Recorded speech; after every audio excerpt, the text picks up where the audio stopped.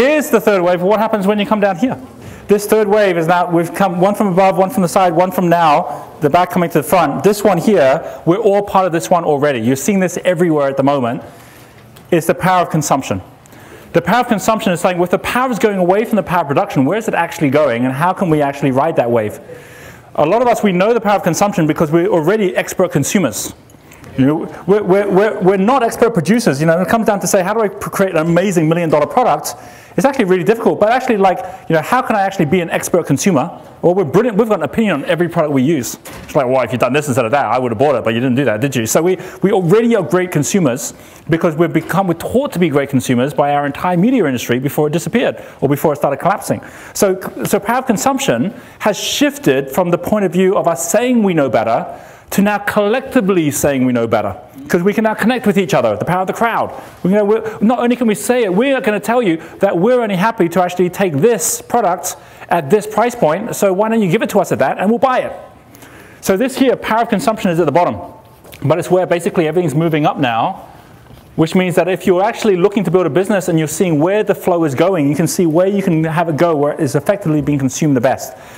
And that means that if today you are still creating products without having your customers already tell you what price point they're going to buy it at, already tell you how much of it they're going to buy and how much they're going to recommend their friends because of it, and the whole stream that will take place from that, you're missing the biggest opportunity of all. Because power production was that we create it all and then we give it to you. Power consumption is like saying, okay, so here's what it's going to be, here's the price point, what do you reckon? Or it's having enough iterations where you have enough different times. Even Apple's got this wrong sometimes, where they've gone up saying, here it is, and here's the price, and people go, oh, I'm not paying that price. Or how could you do that? You know, you remember the first time, I don't remember this, but if you go right back to the beginning of the iPod, it came out and it was too expensive. And then they thought that we're going to have to bring this cheaper. And they had to bring it down, and when they brought it down, they actually gave credits back to people. Because they were like really getting that, and so they shifted the whole way they were starting to work. And it's the same with everyone out there right now as well. Now, by the way, I said something earlier when I was talking about Groupons. Hands up anyone here who's ever used any daily deal sites? Okay, some of you, right. So why would I say something like daily deal sites will be collapsing at the moment, which they are, and the model's collapsing, even though something like Groupons may not, because it's going to move its model. And the reason for that is because there's a difference of a wave and a sustainable wave. So what's the difference of a wave and a sustainable wave? And the difference is that when you have a wave that is not sustainable, as opposed to a sustainable wave, is that this wave one is one in which the bigger it gets, makes no difference to the economies, or more importantly, the cost economies, all right? So as an example of that, we have a resort in Bali. We've been using daily deal sites in places like Australia, and we've had lots of people come through, or we did in the early days.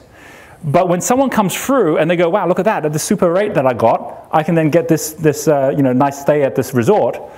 As it grows, what happens is more and more people go, oh, I want that too. And as you know, with all markets, you know, everyone competes at the front end on price to say what's the lowest we can go. And so there's always some other resort saying, well, we'll do it cheaper, and we'll do it cheaper. But as that's going, and it's better for the customer, because the customer's getting less and less and less. So the customer's like, yeah, this is great, right? So everyone's happy. Except for whoever's producing it at this point says, you know what, the cost of actually producing it is not going down. It still costs us the same. So at some point, always with a market like that, someone's happy to do it at less cost, or they're happy to give a substandard product than you are, and you've lost that ability to get to that market now, right? So as soon as that happens, because cost did not come down with it. Things like media industry, cost comes down because content comes down. But I know speakers, for example, that have DVD sets, and they've got programs they run, and they've got events that you can go to. And the cost of all that doesn't go down. So they're having to try and figure out ways to make it easier and easier for people to come up, or give more and more commissions for affiliates to bring people into the room. And as that's gone down, the cost of delivery is the same. It's not sustainable. And again, we're consumers. What can we do? If someone gives us a better deal, we'll take the better deal.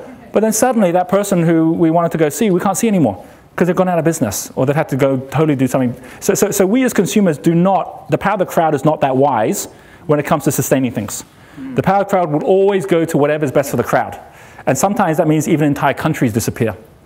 But as long as whoever's producing says, you know what, we're bringing the cost down as well, because we're finding smarter ways to do that. We're taking peripheral cost out as we're going down, then you can get to something, right? But that's so important because daily deals in themselves do not, because of the people they're working with, do not bring down the cost of the production. Whereas on this one, as it gets bigger, this is a sustainable wave, this is wave 2, you're always going to find that the cost actually starts to lower as well, and that's sustainable. That can get, but eventually it will become free. Eventually everything that we do will be free. Everything. And then we're going to be having different things that we're going to want to do that we're actually willing to pay money for. And I'll come on to that a little bit later as well. So I just wanted to touch on that, because what we're doing here now is we're looking at certain things that are to do with crowdsourcing. I'm going on a trip around America with my daughter because she's looking to go to an art college here, and we're using Airbnb. Many of you, I'm sure, use Airbnb. It's cheaper than going to a hotel, but you get better places because you cut out the middleman.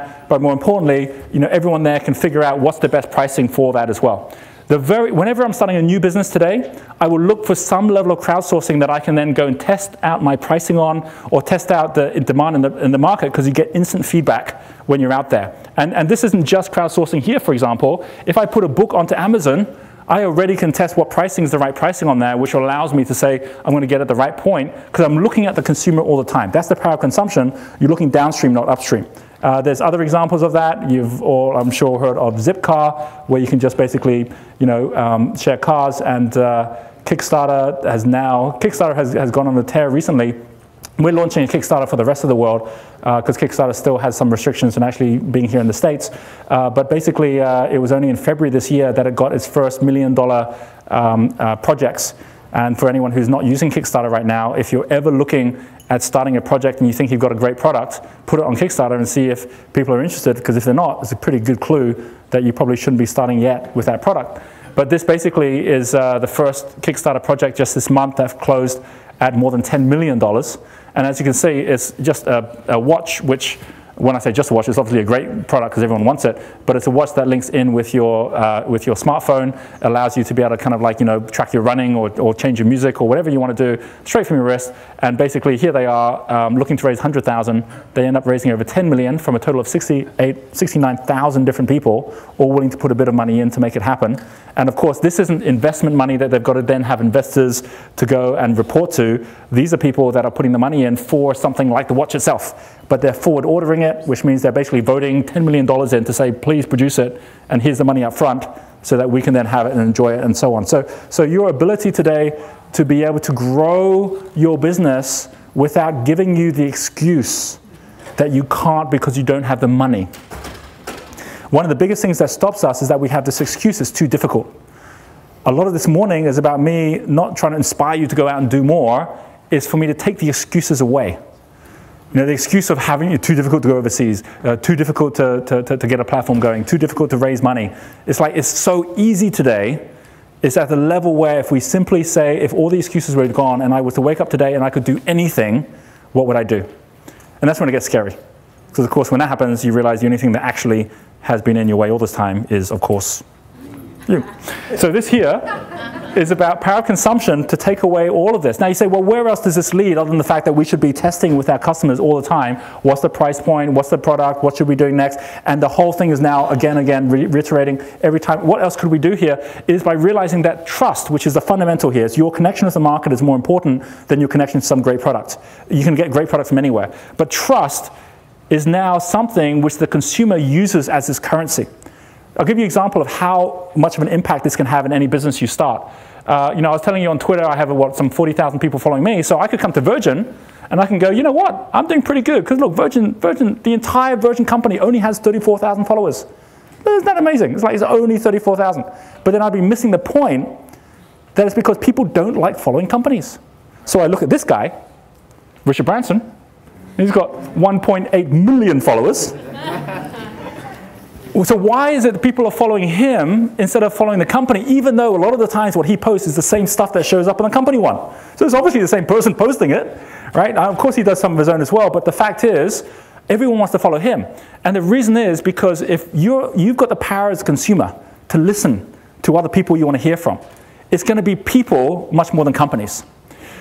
The distinction here is that about 5 to 6 years ago, when I didn't appreciate this, I was still focusing more at how I build and brand my companies and not how I build and brand myself. And it doesn't mean you have to be the star of your company. It could be that you have other spokespeople, other people coming on board to support you. But the ability for someone, for example, to have a best-selling book today has very little to do with whether you have the connection in with the media company that can then write about the book. It has everything to do with whether you have connections with the change makers or the people who actually have the influence, because people are following what they have to say. Because they do one blog or one tweet about your book and you end up selling a whole lot more than you would, even if you were basically on the likes of Fox News or on the likes of one of these channels out there right now. So this is the shift and the change in this, is that you've got to start, we all got to start by looking and saying, companies themselves will be nothing like they are in 5-10 years time. They'll be nothing like what they are today. Most brands will be more linked to people and will be making most of our purchase decisions from people. You'll be buying more from all the people around you than you'll be buying by actually going physically to a company. And it'll be the product brands you're interested in more than the companies themselves. So companies have gone down the same route that many other markets have gone down, or entities have gone down, where they're simply not as valuable and as important as they used to be. Your ability to set up a company today to do international business, over the next couple of days, I'm going to be actually having some group sessions that I'm doing with leaders, entrepreneurs, people who are like saying, I want to use this information.